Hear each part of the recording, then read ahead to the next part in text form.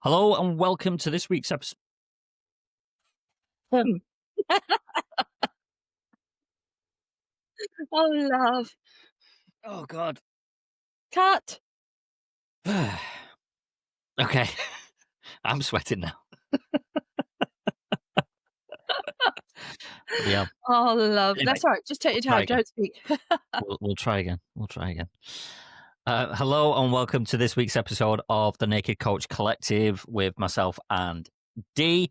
And today we're going to be diving into stress and that kind of weekend crash that happens. So you get to the Friday and then it comes around to Sunday and then you're dreading the next week, thinking about all the things you've got to do. But on the weekends, you kind of crashed out and burnt out and stressed out anyway, so you can't enjoy the weekend and all that kind of stuff. And hopefully we'll be able to give you some tools that you can use to help you kind of eliminate that stress, or at least get it under control. So Dee, you've been kind of taking I don't want to say a new, a slight. I'd call it a new direction with where you're going. So why don't we just touch on that before we dive into the kind of topic of stress and everything, and what you're kind of going to be doing moving forward, if that's okay. Yeah, thank you. Yeah. So I just really, I've been focusing my work a little bit on well-being, and for a few reasons.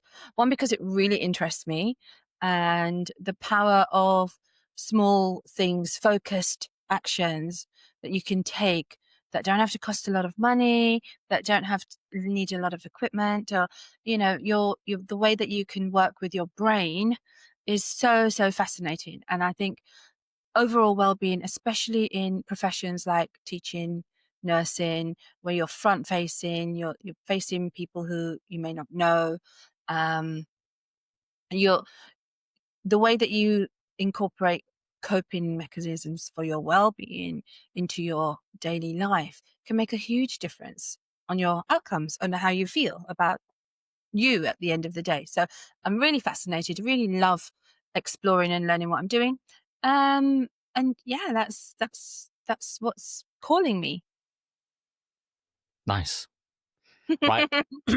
Now we've got that out of the way.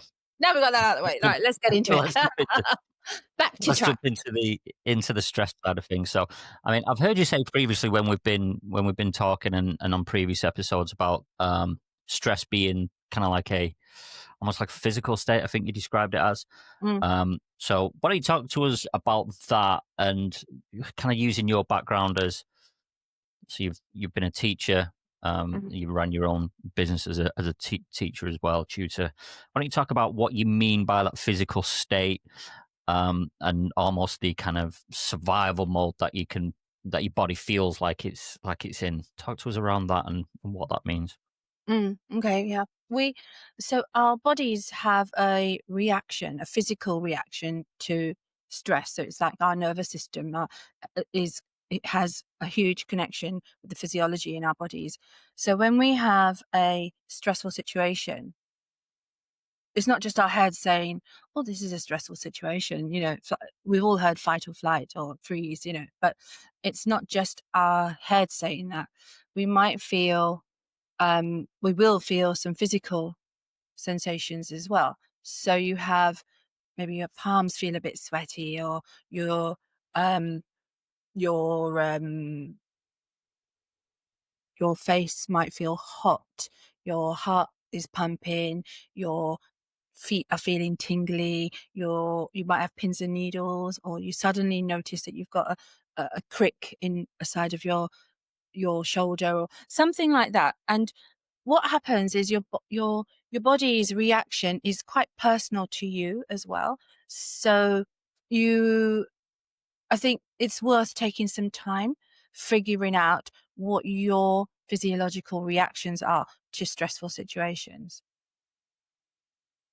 How can someone figure that out and maybe not interpret those kind of physical signs that you were talking about as? Because I know for me, I'm like, oh, I'm just getting old. How how do you recognise the difference? Although I am getting old. We are all getting old, and we all will have stressful situations confront us at times that we're not expecting.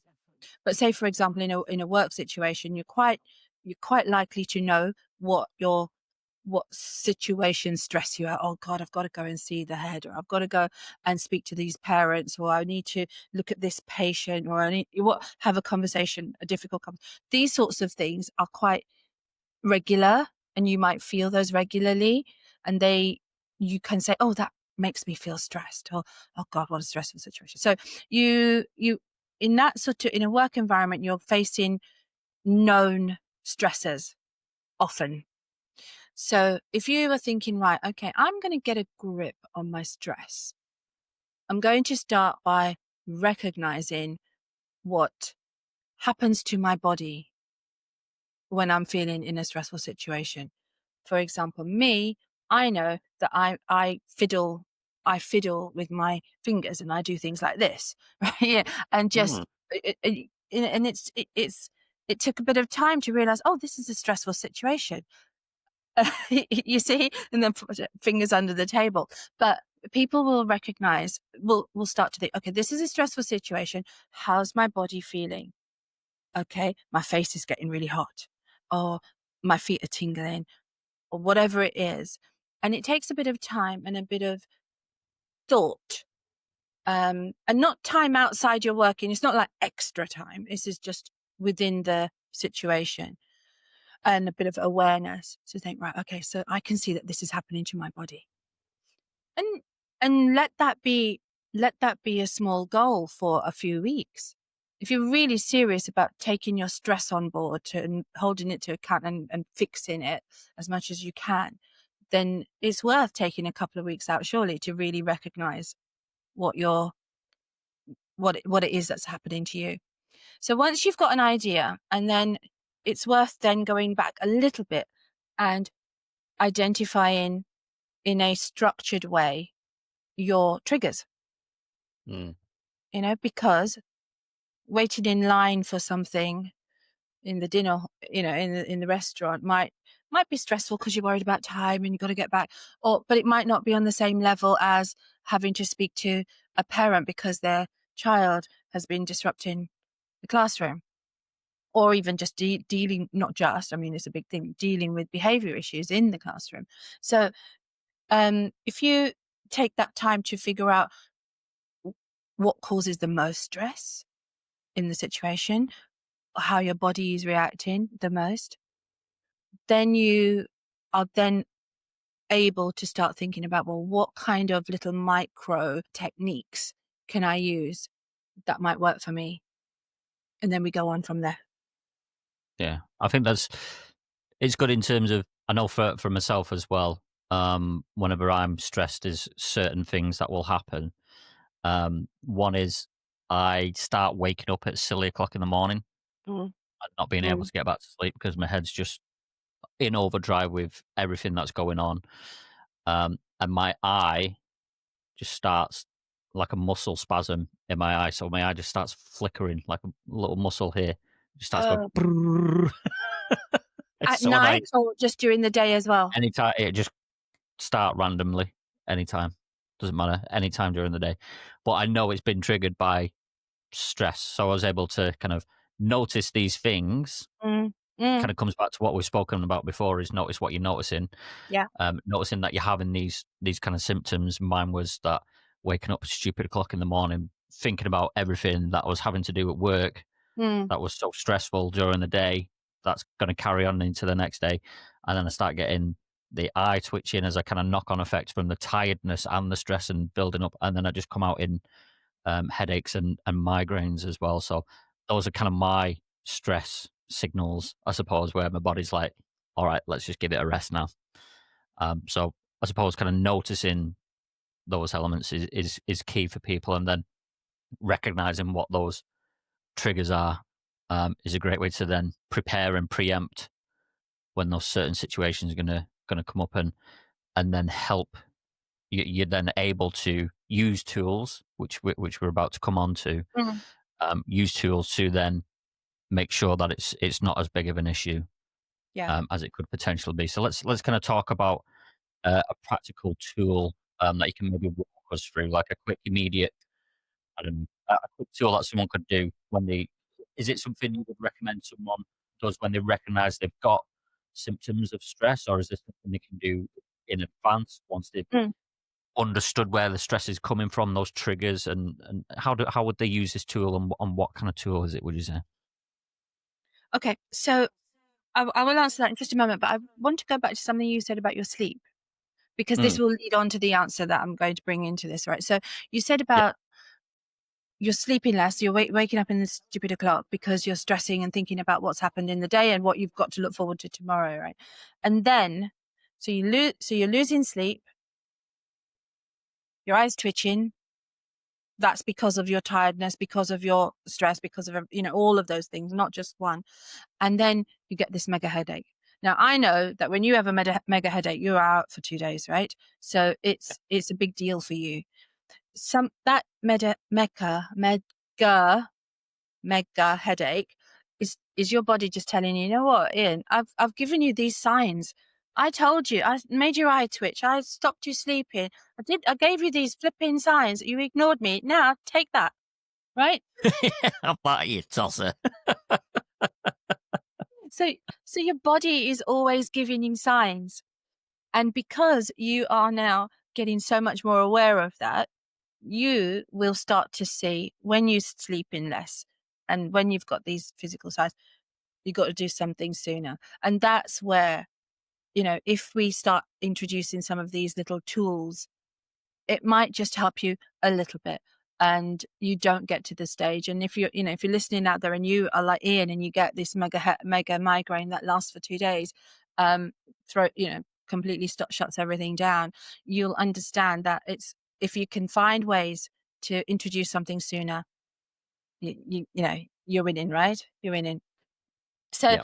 um in terms of stress busting, immediate little things that you can do. And I thought it would be quite nice to introduce another passion that I've been working on, probably best part of this year now, is a little bit of breath work.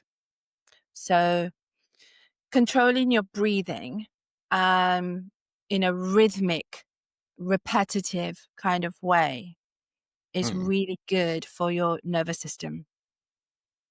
And when we talk about the state that you're in, that you can shift your state to understand and to deal with the situation you're in. Excuse me. So you have a state of high anxiety. You're nervous. You've got to speak to someone as your superior, and they're not going to be happy. And right? So you've got this conversation, and your state is high alert, is defensive, is down on yourself. You may be, kicking yourself for something or regretting or whatever. So a little bit of breath work at this point, among other things, could really help you to regulate and to alter your state into something that is more compassionate to yourself, into a state that is more able to handle what's about to come. So a really good one for fighting stress and anxiety is 4-7-8. Have you heard of it? is it where you breathe in for 4 seconds, hold for a certain amount, and then release for a Yeah. certain amount as well? Yeah. Yeah. So this one is a good one, is a stress buster, right? So it's breathe in for 4, hold for 7, release for 8. But you need to start from empty. So should I just go through it with you? Yeah, yeah. Yeah, okay. So you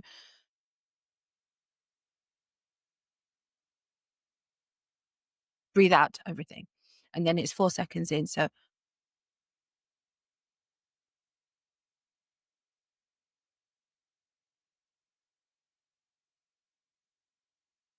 got that wrong. And then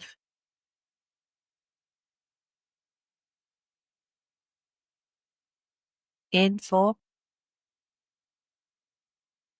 hold 7.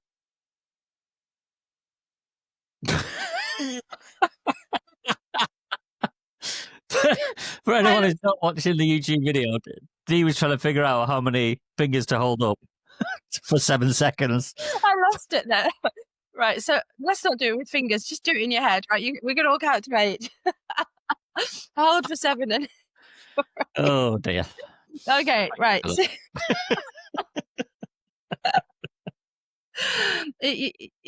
we can work it out, right? But the simple.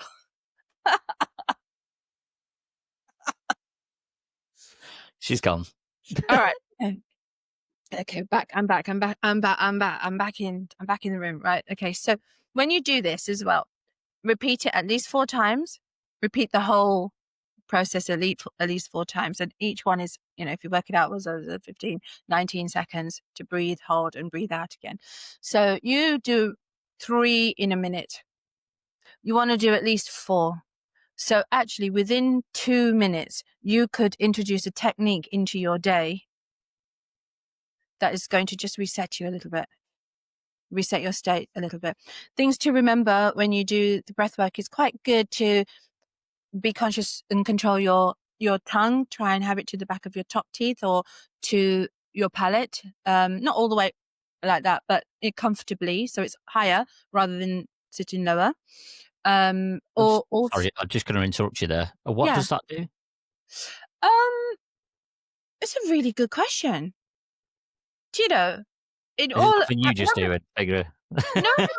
I mean, it's a thing, right? It is a thing, but I've never really asked the question. Well, what does that do? That's a research question for me. Thanks, Ian. No, seriously, what does it do? I'm writing it down and I'll figure it out because I don't know. Maybe something to do with the airwaves. Maybe it's a mechanical thing. I don't know. Might be a spiritual thing because it's in the spiritual breathing meditation as well. It does ask you to put your tongue to the top of your mouth. But good question. I'll have to look into that and get back to you. Okay. Sorry, carry on. I interrupted. No. That's fine. So when you do the breathing, make sure you're sitting down, especially if you're just starting out and you're taking a deep breath in for 4 seconds and then you're holding. You don't really want to be doing that standing up. In fact, you don't want to be doing it standing up. Sit down, and sit down and do it. And is that because people can get lightheaded?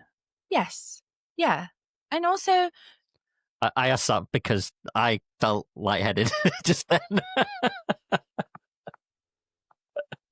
the focus is you're not wanting to use your brain to focus on keeping upright. So just sit comfortably somewhere. And I think once you do it a few times, you might even be able to do it in a room full of people without anyone noticing. It doesn't have to be a kind of thing. It can be it can be subtle if that's what you do. But here's the focus, right? Although there is the thing of, sorry, I'll let you carry it in a second, but there is, if you are worried about looking silly in front of people, count in your head as well. Don't try and figure out how many fingers to hold up for everybody. They'll be like, what's that person doing? It looks like they're trying to count, but they don't know what they're doing. I mean, I don't know why I did that. I really don't. Sorry, I'll carry on. No, absolutely hilarious. So, okay. So when you're doing this for the first time and you're really, really trying to get yourself into, right, okay, this sounds like something I can do. It takes 2 minutes, right? Remember, nothing changes on first application. Yeah, the first time you picked up a book, you were not able to read, right? So think about doing it a couple of times a day to start with, 2-3 times a day.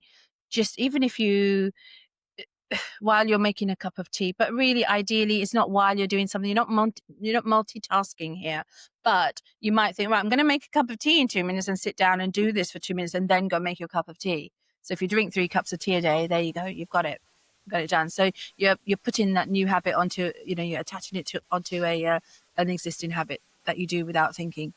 So you want, and you really should think about incorporating this for a couple of weeks and then start feeling how it makes you, what it does for you in terms of regulating your state. So that's quite a nice little easy one to do. I think most people have heard of the box breathing, sort of the four in, 4 hold, 4 out, 4 hold, and that always good. If you can't remember, just do that. That's fine too. So another thing that I thought would be quite good is if you have an opportunity, another tool you can use, remember we're trying to change our nervous state, the state that we're in. We are facing a stressful situation that we want to make less stressful and easier for us to manage. If you are in a position where you can sit down again for a couple of minutes, remove yourself from a situation if you can, and work on your body, this will help you. So you could do a body relax, like a full body sweep, and relax your body, sitting down comfortably, and just focus for a few seconds on relaxing each part of your body. That's a good one. Do we need to, you can do this silently, eyes closed, eyes open, just consciously feel your feet just mold into the ground, your legs just kind of flop, and they feel that your muscles are just feeling really heavy. Do you ever get that? Do you do that, when you consciously think, okay, I'm just relaxing, and you feel heavy? Yeah, because I used to struggle with sleep sometimes, because of that stress thing. I used to like put on like sleep meditations to try and help me drift off, and they go through the thing of like starting from the top of your head and going down to your toes and feeling every part of your body. And it's such a weird process to go through, but and like how it works is very good though. So just moving on from the kind of tools for the moment, then. So you mentioned a couple of examples as to when you were a teacher yourself, Mm. of potential stress triggers with regards to going talking to the head teacher for whatever Mhm. reason, sitting down in front of parents and talking to them about the child who's being disruptive and a pain in the backside. Um, Not my words. yeah. I know from I know, and we kind of touched on it a little bit there when you were talking about the tool in terms of it not being something that will just happen straight away. It's something you got to work at. It kind of links into perfectionism, and I know from when I've been coaching people, they just for some reason expect themselves to be able to do certain things just like that, Mm. despite having never done it in their life previously before, because it feels like it should be a simple and easy thing to do. But because they can't do it straight away, Yeah. um, or something doesn't work straight away, they don't continue to kind of build on that habit. So I feel like that's important to just mention there. But what other example triggers could there potentially be for people? So not teachers now, just anyone in general. Mine was like I say, we work certain stressful situations where I'd be dealing with potentially kind of life threatening situations. With the kind of work that we did with blue light services. Mm. What other kind of potential triggers are we talking about? Well, you touched on it a little bit there as well. There could be your inner perfectionism. Mm. You're striving to be perfect in whatever you're doing, and especially if you haven't had the experience in it before, and associating that not being hitting that perfectionist target that you give yourself with a failure, or all of those inner limiting beliefs that start coming through. You're not being good enough. You don't deserve to be in that room. You can't stand with your colleagues. I think if you really strip that back to what you were saying, you haven't experienced it before. I would say that most really super successful people do not strive for perfectionism. Mm. I think they strive for good, or good enough, Getting the job done. getting the job done.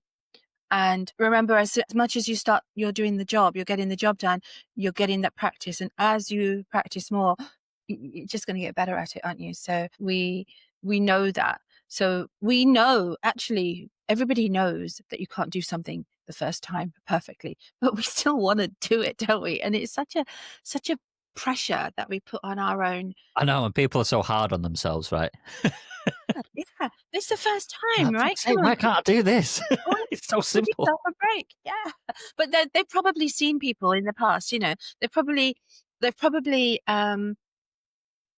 experienced being around people who seem like the first time they do something is perfect, Yeah, right? And yeah. that Or influences. the first time they see someone doing something, they think, "Oh, why can't I do it like they do?" Yeah, That comparison thing yeah, as well. Yeah. yeah. And we got to lose that because we just can't.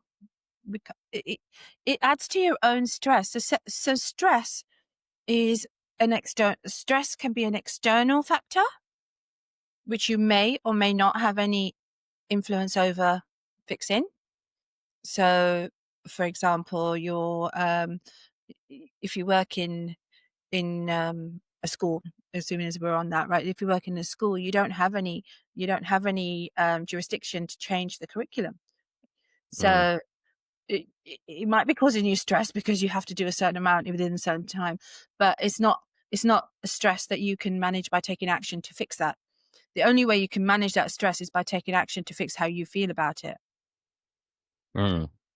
So there's the external factors, but there are also external factors that stress you that you can deal with. And that's where understanding situation, knowing what is good enough compared to what is perfection, that's quite likely to be stalling you, right?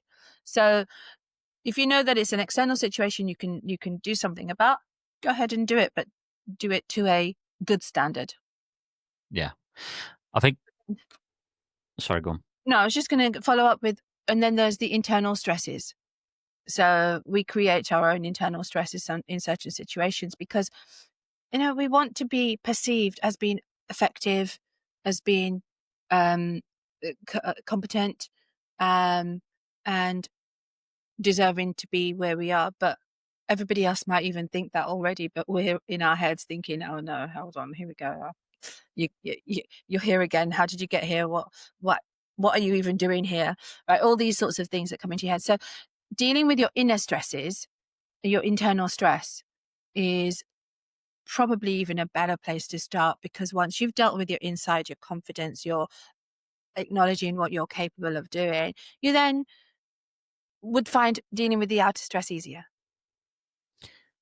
I think one thing leading on from that as well, it kind of ties in nicely with what I was just about to say as well, is Mm. um, one thing that helped me a lot when I was able to kind of figure out these stress points and triggers for myself was setting up um, kind of boundaries for Mm, myself and for other people as well. So I'd set up boundaries for myself as an example after our conversation, mm, the first coaching session that I had with yourself, where you were the coach. I come back to this tons of times, but it was had such a knock on effect for the kind of my life um, from that moment. But off the back of that conversation, I remember setting up kind of like personal boundaries for myself as well. So no, I'm not going to work myself into beautiful. out of hours when I don't actually have to. I'll work the hours that I'm paid to do. Mm, If I do need to work out of hours, then fine, that's okay. But I'm going into it willing rather than doing it from a place of, oh, for God's sake, I've got to do this, otherwise I'm not going to be able to keep up. So setting boundaries for myself personally from that perspective helped, but also professionally as well, because when I did that and then I pushed back to management and said, sorry, I've not got time, I can't do that. I'm not putting in as many hours as I have been anymore. It's just not happening. I mean, it wasn't a difficult conversation, and they just handed out the work to other people to do. You see, I know. that is probably similar to so many work situations where you're saying yes to everything because you think, one, you're good at it, it'll make you look good. You feel a sense of satisfaction and pride in your work, and you want to be that person, that go-to person.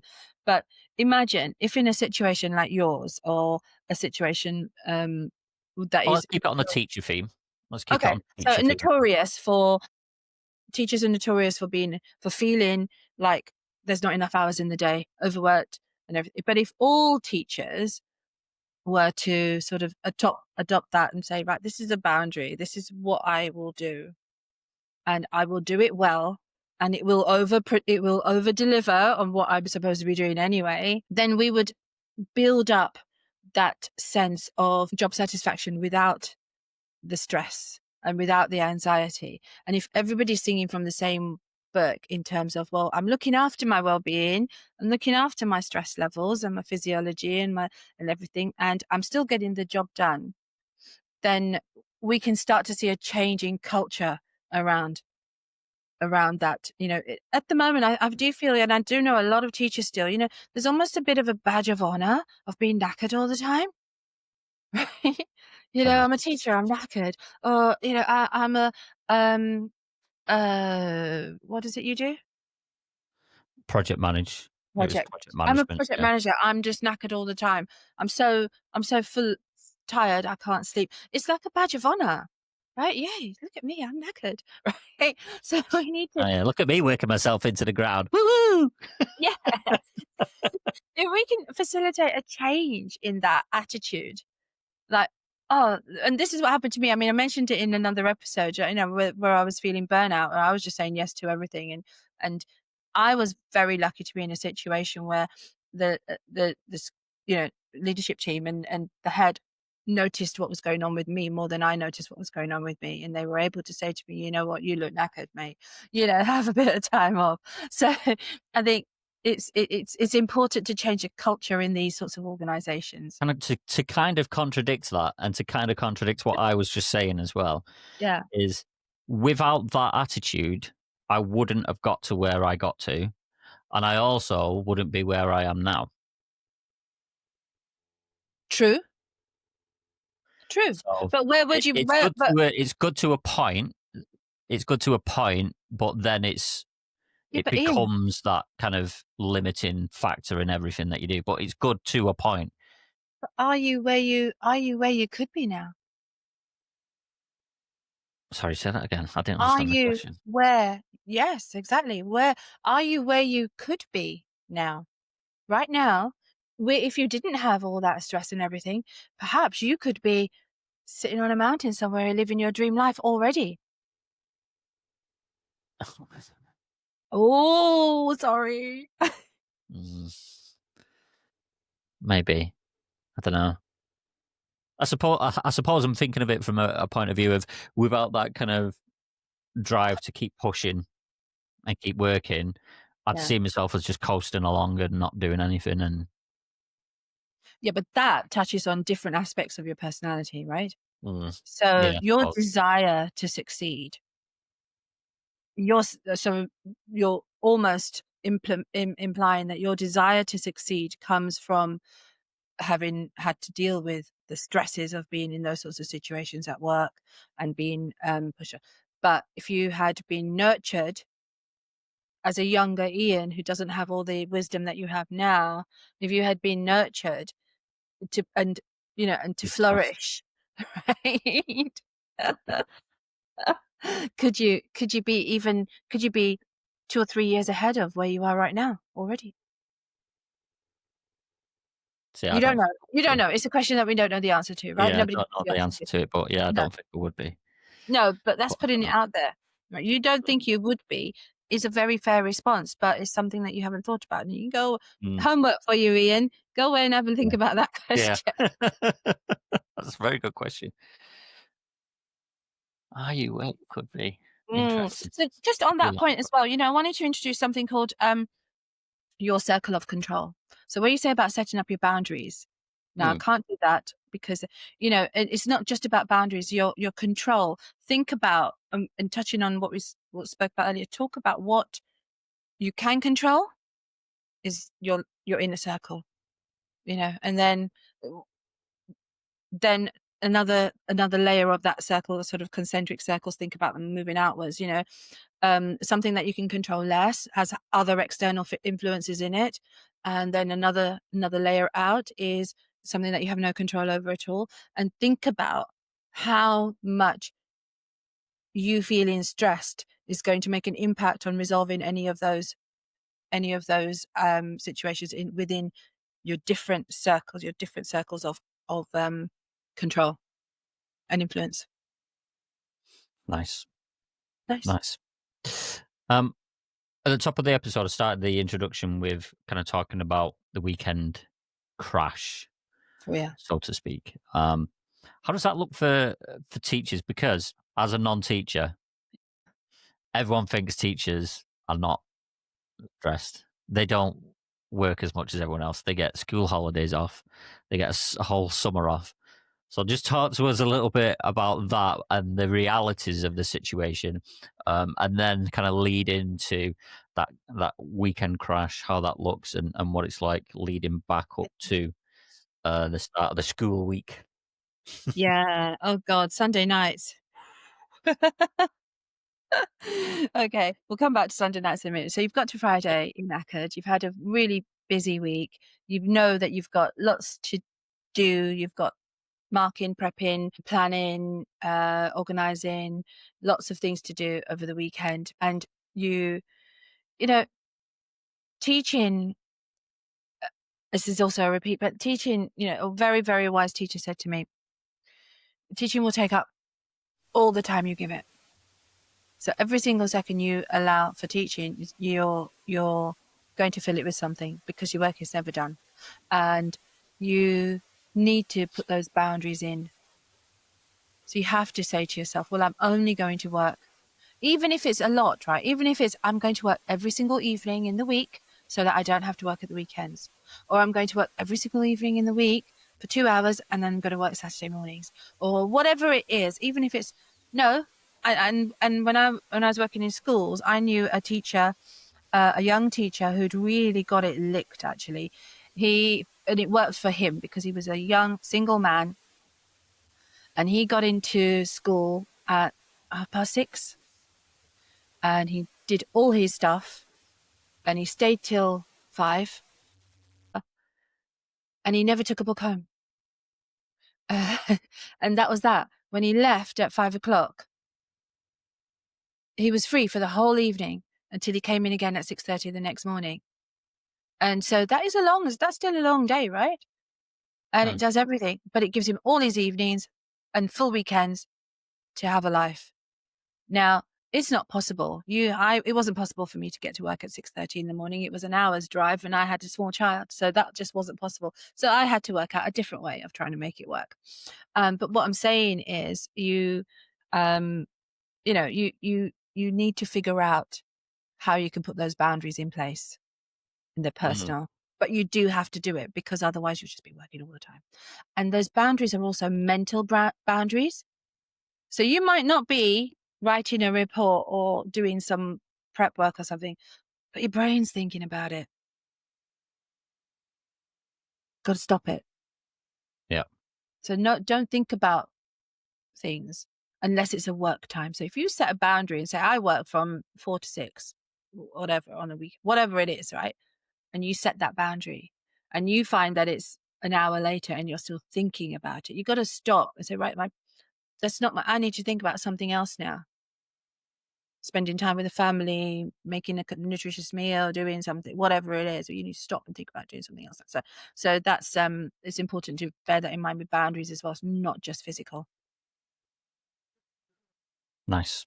Nice. Um, just thinking. So we've given some kind of tools for people to use. We've talked about creating boundaries and some kind of almost non-negotiables that people should set themselves. Um, what's something we can give to people for them to do um, now as almost like a because I'm conscious that Hmm. people get these tools, but then they'll never do anything with them. So, what's one thing we can almost challenge people to do? What's a kind of closing challenge that we can give people? Well, I think you've got to start the audit. That personal stress audit. Mm. Do recognize your triggers, recognize what happens to your body, and start there. So we're kind of going full circle because if you can jump in and do some breath work, you can jump in and do some exercises or some thing. Oh wow, somebody said, "Oh, read this," or laughter therapy or whatever it is. But if you don't know exactly what you're combating, then you're not going to stick to it. So recognize what happens to your body, recognize what the triggers are, and then you can start working towards eradicating or easing. Nice. Excellent. Lovely place to leave it. Thank you, Dee. People, like, share, subscribe, red bell on YouTube, whatever it is. If you know any teachers out there, please share the episode with them. It would be very much appreciated, and hopefully gives them some tools that they can use moving forward. But I think that is it. Unless Dee, there's anything else you want to kind of finish off with? No, I'm just really thrilled to be able to have the chance to sort of talk about well-being. But bearing in mind, it is a big part of coaching as well. Your well-being is so important before you can start making your world, optimizing your world through coaching. So your coaching incorporates all of this. I had to do that first. I wouldn't be able to do what I'm doing with well-being work if I didn't have the coaching history, and the background. So, yeah, it's really important. Nice. Good stuff. Mm. All right, we'll call it a close there then. Thank you, Dee. Thank you, Yes. So, listeners. And I forget this again. until next time, be there Be bear and and be be naked. naked. Boo boo boo boo boo boo boo boo. Lovely stuff.